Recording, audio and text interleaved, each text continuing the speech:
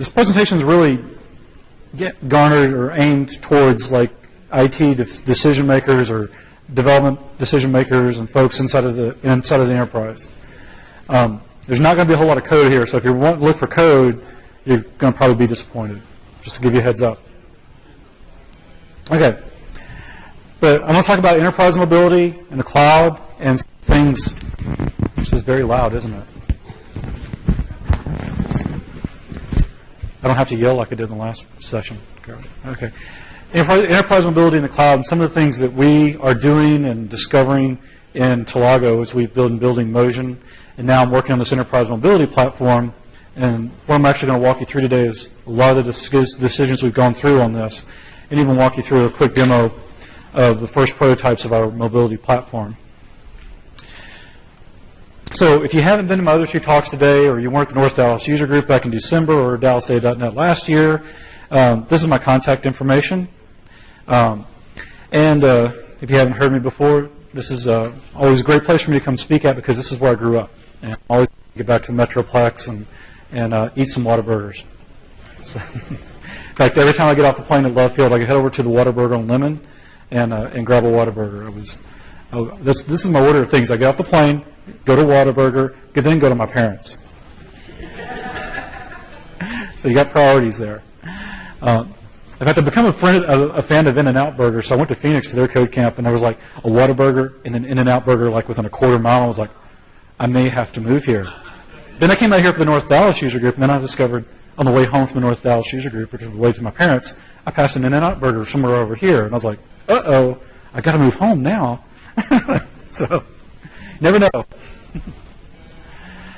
If you haven't seen, the people who sponsor the DallasData.net and help it happen, visit a lot of the things up there, sign up for swag and all that kind of cool stuff. And we'll torture the folks that have been in my other two talks and just talk real quick about the company I work for, because I work for a pretty cool, pretty fun company.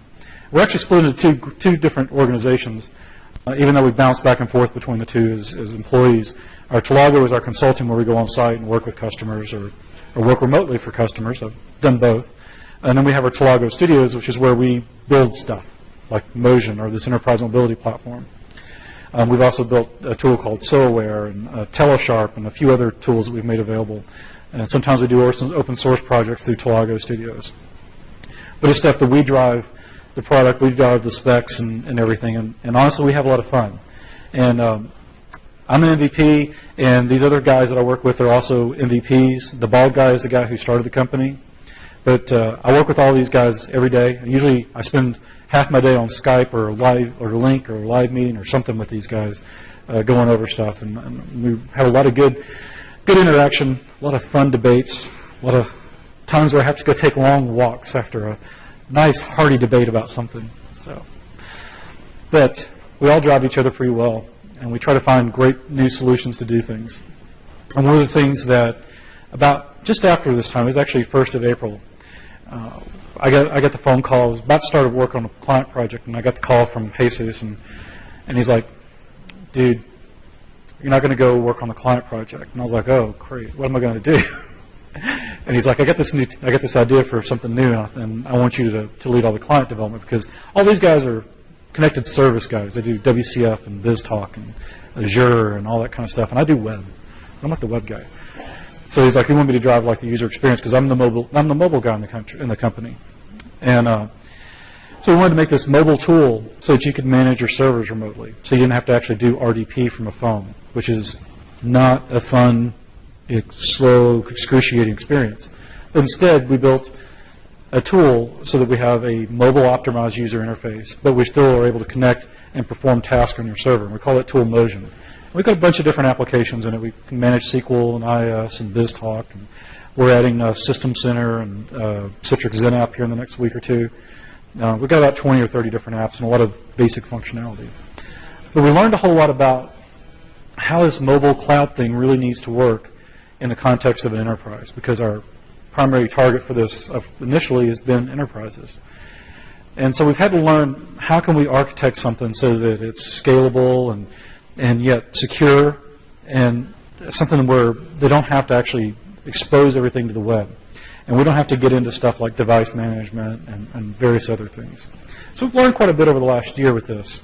And now, based on feedback from customers and just our own things we've learned and gone, this is obvious, we're starting to work on an enterprise mobility platform.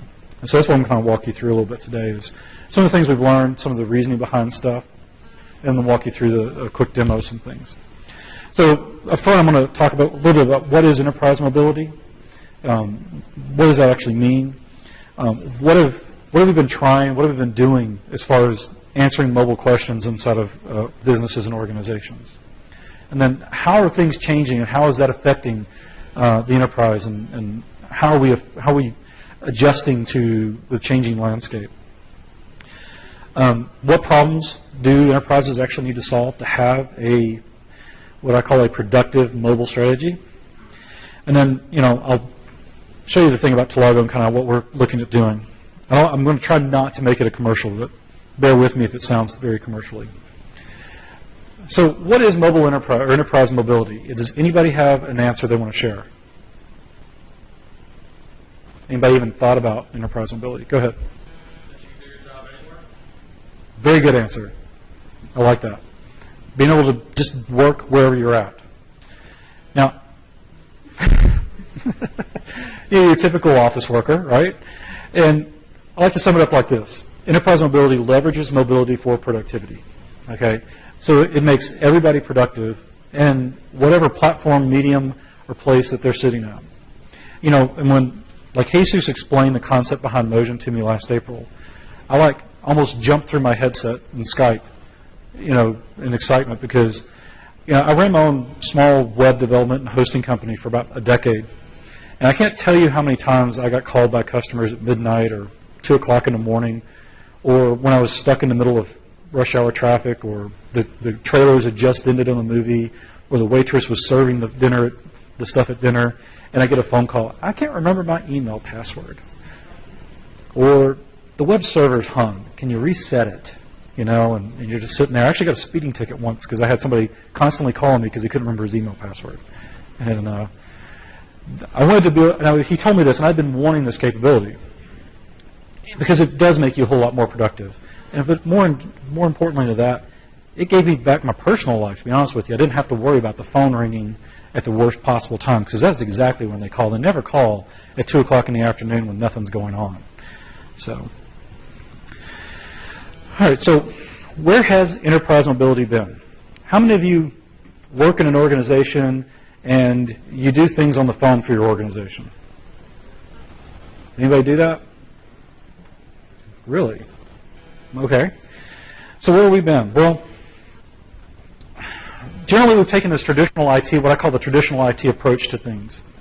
Now, when I first got out of grad school and I got my first, actual working gig where I got a regular paycheck besides a stipend, I sat down at my new computer and I was all excited and immediately found out I couldn't install some tools I liked to do my job, I've been working with in grad school. And I was told, well, you've got the developer build, you've got everything you need. And I'm like, what do you mean? Well, we made an image and locked it down so you can't do anything except what we want you to do. And I'm like, ouch. But, industrious me, I figured out ways to get around that as much as I possibly could. And a lot of people do that. But we take this approach because as IT departments, they want to minimize the amount of support impact. They want to minimize the amount of problems that you can have with your applications. In other words, if I know the environment, I know the hardware, I know exactly what's in the operating system, I have a really darn good idea what software is actually running in that, then there's a really good chance that when they have a problem, I can fix it relatively quickly. And I don't have to worry about all kinds of crazy stuff going on. So we put this mentality where our corporations and stuff really lock down the platforms we actually do our work on. But I actually saw a survey yesterday, and I thought this was still very interesting, that 35% of businesses are still planning on blocking things like Facebook and Twitter from their employees. And I find that very interesting today because what's really the point? Because they're just going to sit there on their phone and do Facebook and Twitter, right? Of course, they're just not going across your corporate network at that point. So, but that's my point there. People have their own devices, and they want to use them whether they're at work or not. So we have this traditional IT approach where we lock things down. And so what that's done is created a thing. And primarily, when it came to mobility, these guys led the way. And of course, these guys are obviously current leaders in the mobile space today, right? Not anymore, are they? What they have is they have like an enterprise mobility server where they basically image the devices for you, and the applications are kind of served and managed from there. There's actually proprietary APIs you can build applications on top of that people have to learn. It's really kind of a hindrance to being productive when it comes to building line of business type tools and making your people productive. But more interestingly than not, when I first started seeing this used inside of my customers' places, I found this as a common thing. 2 cell phones for every person. And it's not like that song from the 60s, 2 girls for every guy. That's kind of happy. This was not very happy. As you can tell, she's not the most happy, right? She's probably got her line, and she's got her boss on that line, and she's trying to do conversations separate, right? And I noticed this immediately when, like, the BlackBerries kind of started coming out. I noticed there'd be like a big giant stack of BlackBerries sitting at the guy's office who actually distributed those to everybody, and everybody come by with one of those. But they also usually had their own personal cell phone. And so they'd walk around with one phone on one hip, one phone on the other hip, and trying to keep them straight and everything. And I was just looking at that going, that is just crazy. So the company's paying for a phone plan for that one, and then they're paying for a personal one. Why can't they just get their email on their regular phone? What's the problem with that? I never quite really grokked why. To me, I didn't grok why. Now, when you think about it from an IT perspective, it makes sense. But then something funny happened. This, right? And I remember right after the iPhone came out, I don't remember like a bunch of fanfare, but I remember it coming out. And I was at my local user group back in Raleigh, and we always have this habit of going out and doing something afterwards. We go to a sports bar, or we go to Barnes & Noble, or a good pizza place or something. And that night we just happened to be at the Mellow Mushroom, which is a pizza place in Durham. And one of the guys pulled out the iPhone he had gotten that afternoon. And I was sitting there playing with it. Of course, the first thing I do is like everybody else. It's a vanity thing. You go pull up your blog if you got one. That's what I did. So I pulled up my blog on this phone, and I'm like, so I can pull up my blog on here. I have to pinch and zoom a little bit, but I can pull my blog up from anywhere now. And I was like, this could be very powerful. This is pretty cool. And so people started getting iPhones. It was very popular, but I wouldn't say it's necessarily in mass yet. Like, I would say the working generations weren't necessarily buying. It was really more of a young hipster kind of thing. And then something else happened along the way. This thing. And I remember being down at the customer's place the first day the iPads were released. The next morning, I'm sitting in a meeting, and there's 2 iPads in the meeting. And I went, wow. Because there had been a lot of discussion like, man, what would you really do with a big giant phone that can't make phone calls? And I remember there was this flow chart. It was like, should you buy an iPad? And it was going through all these things like, are you really rich? Go ahead and buy one. Are you poor? Don't buy one. And, do you need to show off to people? Then buy one. It was like this, yeah, you're probably not going to buy one. But right off the bat, the very first day, and the client I was at, and I would say they're just a typical place. They weren't like super high-techy. They weren't like really low-techy, though. They were just right in the middle. 2 people in a meeting. I had 10 people in the meeting had iPads, and one of them wasn't me. And I hadn't even thought about buying an iPad because I was thinking the same thing. Like, what am I going to do with that? But as I sat there and I watched them taking notes, I was like, they're already taking notes. They haven't even really done anything with this, but they've already figured out they can take notes in meetings. They were the only 2 sitting there without laptops. In fact, this was a laptop I had at the time. I'd just gotten it. And I had this big, giant laptop, and I'm sitting there taking notes, and yet they got this nice little tablet, and they're sitting there nice and relaxed in the comfy chair making notes and doing whatever. And I was like, I like that. That looks pretty good. And now that I've got an iPad, and I've got a Motorola Zoom, and I'm trying to get a Windows 8 tablet set up, my life has changed quite a bit. And I'm looking at the world quite radically in a new way, right? So you keep hearing Microsoft talk about reimagining things. And you look at the whole Metro UI. One of the things they've come to realize is that the whole laptop, desktop, computer kind of thing, its days are kind of going to be numbered. And I really think so. And I really think that the tablet and the touch thing is going to become so predominant that things like these laptops, they're really going to be for power users like me and you and developers and stuff like that need to do some really hardcore stuff like coding. And when it comes to actually doing like routine stuff like reading, I mean, I don't like to read web stuff on here anymore. I like to pull it up on my iPad.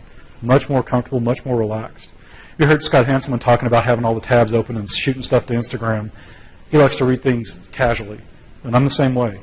My favorite Kindle is my iPad right now, right? And I do a lot of reading, and I do a lot of other simple stuff. And you think about what a typical office worker does. They don't write code. They fill in a lot of forms and things like that.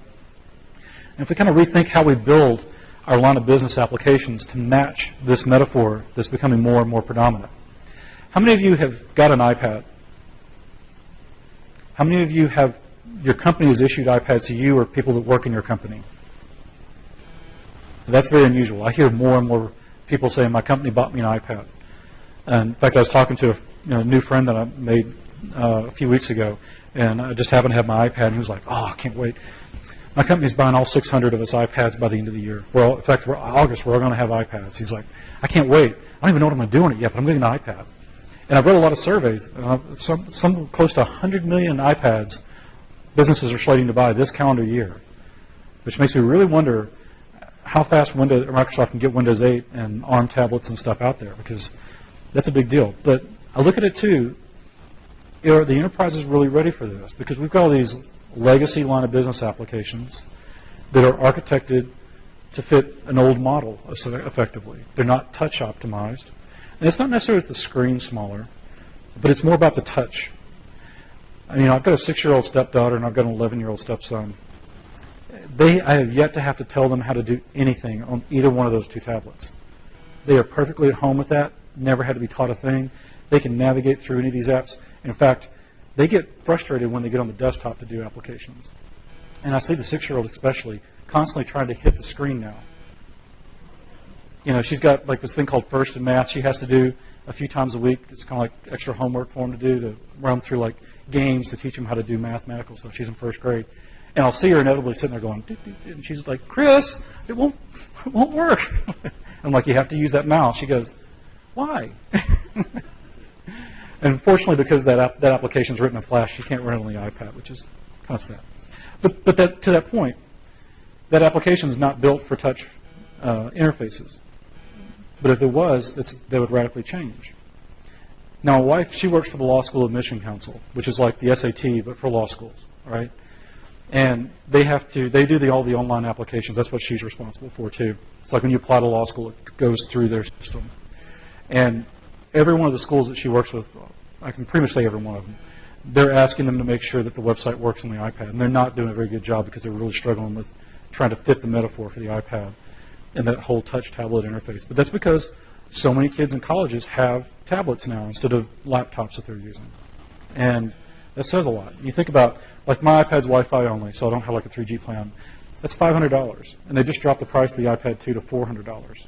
And then I saw a thing on the channel, I think it was Channel 5 here, that when I got here Wednesday night, there's a place called Secondipity or something like that, where everybody that returns their iPad, it goes to them and then they resell it. And they're like $350. So for $350, you can get an iPad that probably was never even taken out of the package. You think about just how easy it is to get a very powerful device at that point. That's pretty impressive. So we have to kind of rethink how we build and architect our line of business applications. We're going to have to probably rewrite a lot of the things we've done over the years. Earlier today, before my last session, or during lunch, I was kind of listening to Todd Englund and Jeff Palermo talk about Metro and Windows 8, and they were like, yeah, why does it go to this desktop view and stuff like that? And the reason is because there are so many line of business applications out there that have not been written for touch.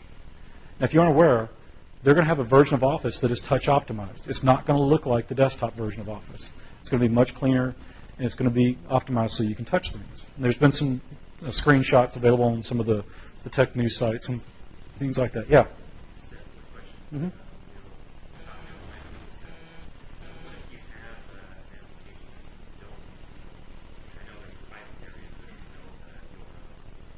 Mm-hmm.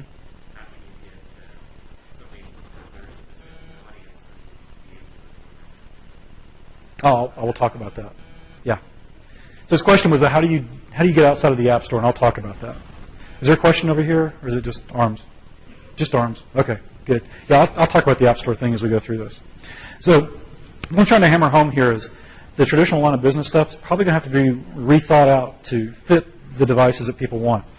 So the iPad came out. You gradually saw this happen. You saw people start bringing them into the workplace. Like I said, the very first day, there were 2 people in that meeting that had iPads taking notes on them. And one of them was not part of the IT department. One of them was actually the business stakeholder who had gone out and bought an iPad. So that means people are bringing those into the office. Now I have read survey after survey that said people want to bring in their own devices and they want to be productive doing their work on those devices inside the office space. But the IT department usually doesn't listen until this happens. A CXO gets an iPad or a tablet or whatever, and he goes, why can't I be productive on this? And so he picks up the phone, calls your boss's boss, and somehow or another within 30 minutes y'all figure out a way to make his iPad work on the network. Because if the CEO's not happy, nobody's happy, right? That's the rule. So what this caused was this. The IT department to just panic, right? Oh, who knows who these guys are, by the way? Excellent. All right, this is homework for those of you who don't know. Look up the IT crowd on Netflix, all right? And be prepared to lose your entire weekend. Okay. This is a scene from the very first episode. Anyway, so the IT departments panic because they don't really necessarily know what to do. But what I'm trying to point out here is that we don't necessarily need to panic. Okay, we have the tools, we have the technology, and we can take care of this stuff. All right. Okay, so first we got to catch our breath and say, well, what do we got to do? First thing, what do we need to do to manage these devices? I already pointed out that like the traditional approach is to provide lockdown phones and that kind of mentality. And the same's holding true with the iPhones or with the tablets and stuff. You can a lot of department issued ones are coming locked down. The other thing is, how do we authenticate our users? How do we make sure that only the people we want to get to our stuff can get to our stuff? How do we manage data access? Okay, even though they can log into the application, this person is a loan officer 1, this person's a loan officer 3. They can obviously do different things at different levels. And then to your question, how do we distribute applications? Okay, and then finally, we've got a deep investment into development skills. How do we leverage those skills without having to relearn everything? So, first, do we even need to worry about managing everyone's devices? Who says we have to worry about managing everyone's devices? Good answers. All right. No, I don't think we do. I really don't. We've had this debate in my team in Telago off and on over the year. So when we first architected Fusion, we put in a mechanism so that when you first register in the system from whatever device you're on, you need to give the name of your device as part of that process. With what we were thinking was, well, if they leave the company or they leave the phone at the bar or it gets stolen or they move departments and they no longer want to use Motion or whatever it is, we can just pull that device out of the system. Okay? Maybe they sell the phone, they get a new phone or whatever. And we thought that would be useful. So far, no one's even used that piece, and we've been asking our customers, and they're like, they could even care less that that's there. They're like, if someone leaves, we'll just change their password. That's what we do with their regular account anyway. So what difference does it make? So the answer, and we've actually talked to some industry analysts as well, and we've talked to them about the specific thing. And more they're seeing that the concern about managing the devices is shifting from the hardware more into the software layer. And I think that's the natural progression it should go to. So can we leverage our existing authentication? And when it comes to businesses and enterprises, that typically means Active Directory. It doesn't always mean Active Directory, but it's something similar to Active Directory, if nothing else. And absolutely we can. And I'm going to actually walk you through and show you an example of how we're doing that in our little prototype. Okay, but what about native applications? How can I deal with the sign-on piece in native applications? We're actually going to the trouble, and we're kind of in the middle of writing SDKs for each of the different native platforms. So if you wanted to do Objective-C, we've already got an SDK that's kind of in alpha phase right now to manage claims-based authentication with one line of code.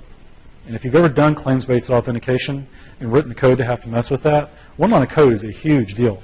Because I'm here to tell you, I suck when it comes to writing all that crappy code. And I don't get half the terms and stuff, but I've got guys that do, and those guys put it down to one line of code. I was like, awesome. So we're probably going to have it. I know if it's not done today, it'll probably be done Monday or Tuesday, the first version of our Android, and then we're going to put together a Windows Phone. And then we're going to go back through and kind of clean them all up so that they're extremely consistent. Okay, so yeah, we can do native devices as well. Okay, the next one is data access authorization. Now, let's think about that for a minute. When we build our line of business applications, we typically do it in kind of a service-oriented architected way these days. If nothing else, we've got middle tier and back end stuff that actually has the security validation pieces built into it. We can still just rely on those because that's just good general best practices of building line of business applications anyway. All right, how do we distribute applications? This goes to your point. Well, let's think about it.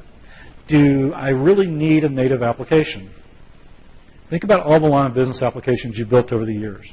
How many of them need to, say, access the accelerometer to function? Kind of what I thought. All right, how many of them need to know the ambient temperature? Okay, how many need to know how much power is left in the battery? Yeah, you've never written any code for those, don't you? Well, when it comes to this, it's going to kind of depend. Now, I can think of scenarios where it actually would matter. And this gets us into the whole native versus HTML5 debate. Now, one of the practices we have at Telago is an RFID practice, meaning RFID readers. And we actually have a customer who used the iPhone and had some sort of RFID thing that they just clamp into the device. I can't for the life of me think of how I'm going to write a web application to hook into that RFID plug-in thing on the device. That's definitely going to be native code. There's just no way around that. In that case, that'd be a native application I'm going to have to figure out a way to distribute. And that means I'm going to have to go through all the Apple censorship and deployment delays and all that kind of stuff that I'm going to have to deal with on that end of it. Or like with Android, I'm going to have to stand up my own marketplace and host it in-house. But HTML5, I don't have to do any of that. I just have to stand up a website like I'm normally accustomed to doing and go that route. And that's one of the reasons why, as I spent a lot of time over the last year and a half, especially early on, and I kept trying to make this native thing just justify it. And I just kept coming back to HTML5 being the answer like 99% of the time. I even surveyed the apps that are in the App Store, the native apps, and I really struggle to find an app that I can't recreate as HTML5. Even a lot of the games, I can see how you could do those using Canvas and stuff like that. In fact, a lot of the non-game apps are actually HTML5 hybrid apps. So you need to think about that when you struggle with that. Right now, honestly, it's a marketing thing, and then you're giving a 30% cut to Apple and Google and Microsoft and so forth. I don't have a title on this one, but this is the last question. Most companies have a deep investment in one or two development platforms. DallasData.net, we're probably .NET people, right? A lot of places also have a deep investment in Java, right? Or maybe something similar to that. Okay, last I looked, Silverlight only plays on Windows Phone. So you have to have a Silverlight to go along with that .NET to do Windows Phone development. That isn't going to help you on iPhone. It's not going to help you on Android. If you got a Java experience, that'll help you on Android quite a bit. Not really going to help you on Windows Phone so much. Definitely not going to help you on iPhone. Okay? So you're going to have to learn these other platforms. And we know how to develop software. We know how to do patterns. We know how to write unit tests. That minutia is very similar, but there's always nuances to each and every one of these individual platforms that we have to get comfortable with. That takes time. And that's a deep investment to get it right. All the UI driving stuff, totally different across all those platforms. Now, if you want to leverage your C# skills and you want to write a pure native application, the Mono project has MonoTouch and MonoDroid. MonoTouch for iPhone, MonoDroid for Android. And I've had a lot of friends. In fact, Wally McClure is a good friend of mine. He's actually written a couple of books on each one of these. And they really enjoy the whole Mono experience. I haven't really gone that route. Being a web guy wasn't necessarily appealing to me. I have some guys in Telago. They're very interested in this, and they've been toying around with the Mono stuff. And the next one is the hybrid applications. This is where we get into taking advantage of our existing web development skills, but using something like PhoneGap or Appcelerator to create and compile a native application for the various platforms. Now, you're still going to have a Mac to actually compile something that's going to work on the iPhone because they require you have a Mac to actually compile the code and distribute it. So that is some overhead you have to contend with, even with the hybrid applications. PhoneGap has a cloud compiler. I have not used it yet, but from people I've talked to, it's extremely slow. But that's a whole other topic, cloud compilers. And one of these days, someone's going to do a topic on it, but it's not going to be me. So, but anyway, the hybrid applications are pretty cool because now you can do HTML5, but they also provide you shims to hook in all the device APIs that aren't necessarily available yet in the browser. Now, if you actually look at all the HTML5 specs that are available, there are a lot of hardware device access type APIs that are out there. One in particular that I'm really zeroing in on right now is push notifications. Right now, Chrome Desktop actually supports the first draft of the push notification, but the most current draft also allows for the ability to set up a push notification from the browser into the device's native push infrastructure. So if I wanted to push up and do toast push notifications on the Windows phone, I should be able to do that because of that HTML5 spec. And so that's a big deal to me. The other ones are like media capture, so you can hook into the camera. A lot of the newer Androids support that. I've heard different stories about whether iPhone supports it or not. I haven't actually tried it there. I know IE10 is going to support media capture. I cannot say for the life of me if they're going to do that on the Windows phone or not. I can't imagine them not doing it, but you never know. iPhone, iPad, currently in the browser will support the accelerometer, which is kind of cool. You can do some neat effects with that. So what I'm trying to say is eventually the need for something like PhoneGap is going to go away. And then, of course, the final step is just a pure HTML5 application, which I think is probably the best answer for almost every line of business application you can think of writing. All right, and obviously at Telago we believe in an HTML5 mobile enterprise. All right, so what I'm going to do is I want to walk you through Harmonia Bank. And this is a live demo set up on the web. I actually have the code here locally, but I'm actually going to walk you through the stuff online. Part of the reason is because I know I walked through this yesterday, and so I know it should work.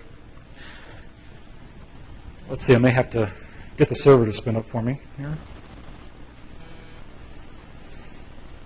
So what we've done is we've created like a little prototype environment to kind of demonstrate some of the concepts, and we're going to keep building onto this.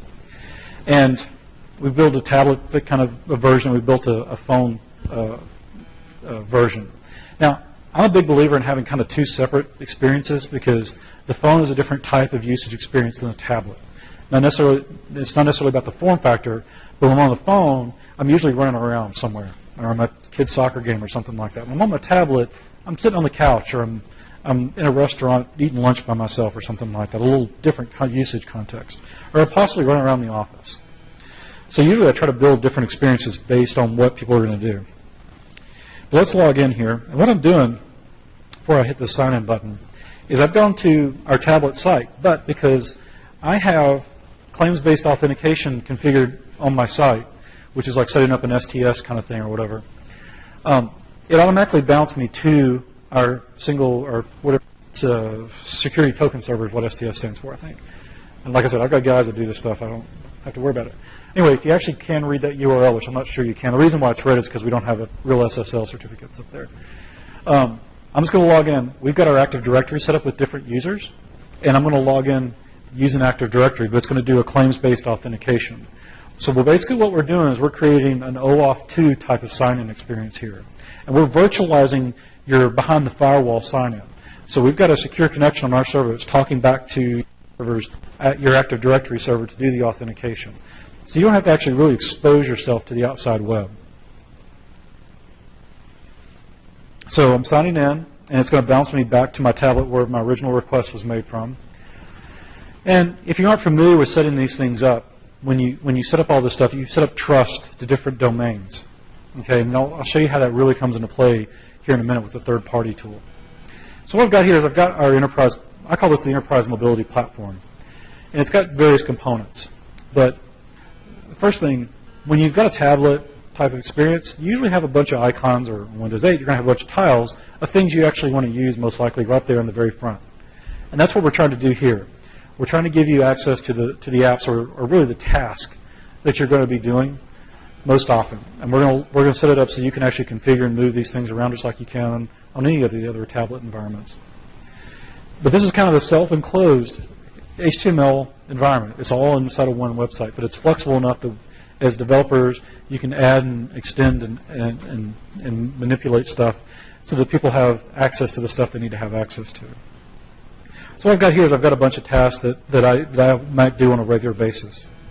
And instead of having a big, giant, monolithic application, one of the trends that we kind of started seeing when it came to mobility is instead of having a big, giant, monolithic type application that did a bunch of things, so you'd launch your line of business application X, that was your customer relationship management thing, and you have to poke around to do a bunch of different stuff.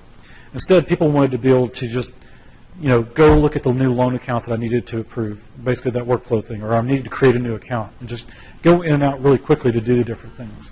Because a tablet experience is more single task oriented, even though you can have multiple things sort of pseudo running at the same time, it's still a single task focused type of experience for most people. So instead of having those big giant monolithic type things, you just go between the different tasks. So like this would be my loan approval. I really don't have like the apps themselves per se built out. We just kind of got placeholders for them. And so those are available. But I've also got an application store, and it's not, I hesitate to say it's a app store kind of thing, because remember, we're inside of our corporation. But as things evolve, we add different features and stuff. The IT department, the developers, we deploy new features to our environment, and those become available. Now, as an end user, I may or may not need that task, depending on what I really actually do in my day-to-day job. Just because I'm a loan officer 3 doesn't necessarily mean I need to do every single thing I'm authorized to do. So really this app store is a way for those folks to go essentially assign that relationship between themselves and a particular app or task. So if I just go into one of these, we'll see we've got different applications inside of this category. And so it's kind of like your typical app store type experience. We're even going to hook it up so that individual users can rate applications just like you see in like iTunes and Windows Marketplace and such. Indicate whether it's already installed for them or not. And that installed thing really is that relationship between the user and that particular application. Now, I'm a system admin on this particular machine, so I've got these options over here as well. So if I'm part of the IT staff and I'm administering our enterprise mobility environment, I'm going in, same kind of thing here, and now I've got those apps, and I can actually go in and edit the application information. So I can change the name. If we've got an internal price we're charging for it, I can adjust the price there. I can update the promotional image, the icon that's used in the tile, those kind of things. I can also change which roles are actually going to be applied to this particular application. So I can adjust those on the fly. And notice, instead of like your traditional 2-list box back and forth kind of thing, we set it up so that it's more touch focused. So you just tap it and it turns it on and off for you and switches them between there. We found that that's actually a much better metaphor in the touch environment than the other way around. So we're kind of developing this how to upload a new application. And one of the things we're definitely going to be doing is kind of doing a package type thing. How many of you have done SharePoint development? I'm sorry. But if you're familiar with SharePoint development, you're most likely familiar with the experience of installing a package, or a feature, excuse me. And basically a feature is a zip file with a bunch of components in a manifest that you parse out. And if you've done any .NET Nuke, and I haven't done .NET Nuke in a while, it was a similar type thing. You had a zip file, a manifest, DLL, and other views and stuff that get parsed out and distributed so that they would just naturally work inside of the application. Most CMSs have this kind of capability. And we want to kind of employ that same thing.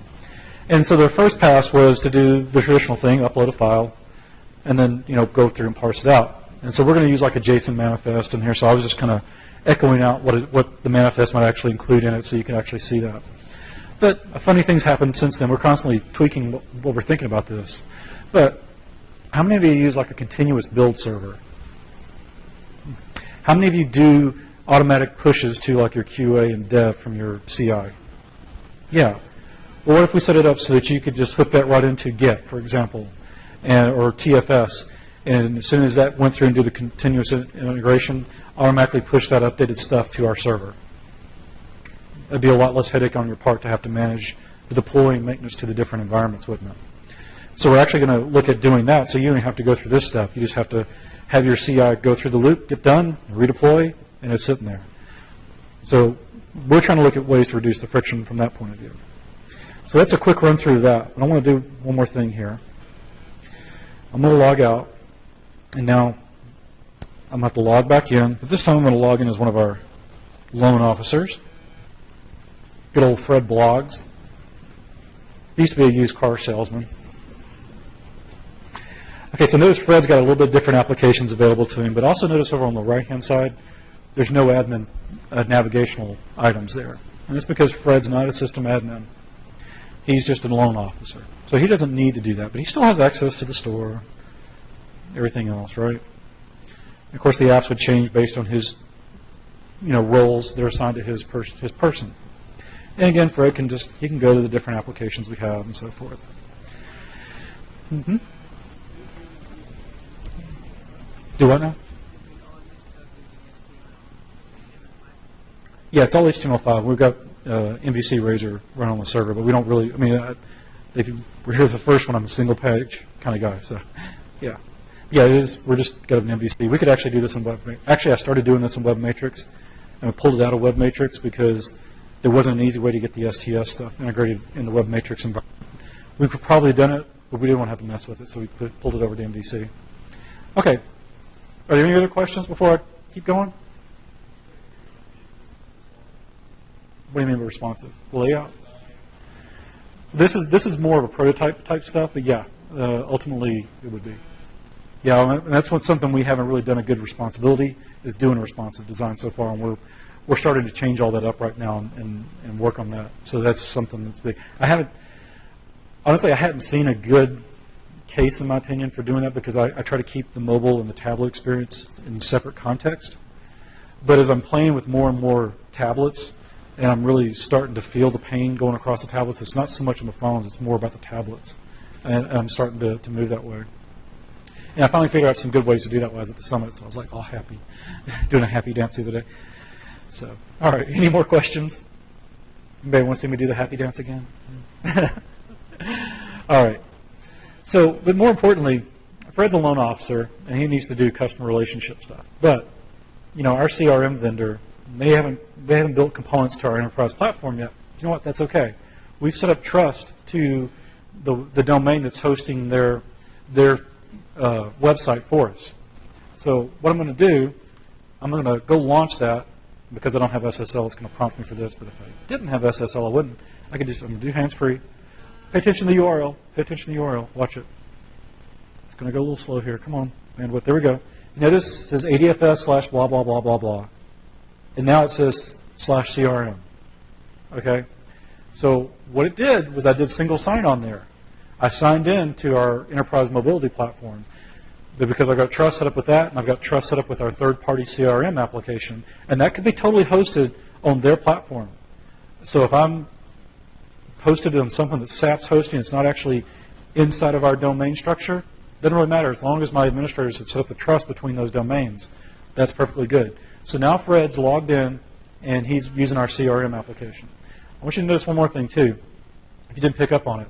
If you go back to the application, it had my name up there at the top when I was logged in. I logged in as Fred. It said Fred up there at the top. It says Fred up here at the top, too. That is coming from the claims authentication piece. If you don't know what claims authentication is, basically you log in, you get a token, and that token you passed around as a trust thing. And based on the domain and how I've got things set up on the IT side of the shop, certain claims are going to be passed back to the browser. And a claim can be pretty much anything, but generally it's going to be things like your name, your email address, maybe a phone number, and some other kind of pertinent information. And you can control what claims are actually distributed to different applications as the IT admin. So you're not necessarily going to ship everything about Fred over to your third-party CRM, but some information that's sent to the enterprise platform may be sent to it, not to the CRM and vice versa. So you can kind of control what information gets relayed around. If you actually look at how, say, Facebook or authentication works, or the Twitter authentication, it's the same stuff going on underneath the hood. There's claims-based authentication going on. They all use OAuth 2 and things like that, and that's essentially what we're doing here too. So what we've done here is we've used single sign-on for this. Now, another thing we're looking at doing that I don't have a good demo here because it's all housed on my desktop especially. I don't know about Android yet, but I know on iPhone, when you build a native application, you can actually register that application as a type. And I'm using that term loosely. So if I said anchor tag href email2: email address. Does everybody know what I'm talking about when I say that? Anybody not have a clue what I'm talking about?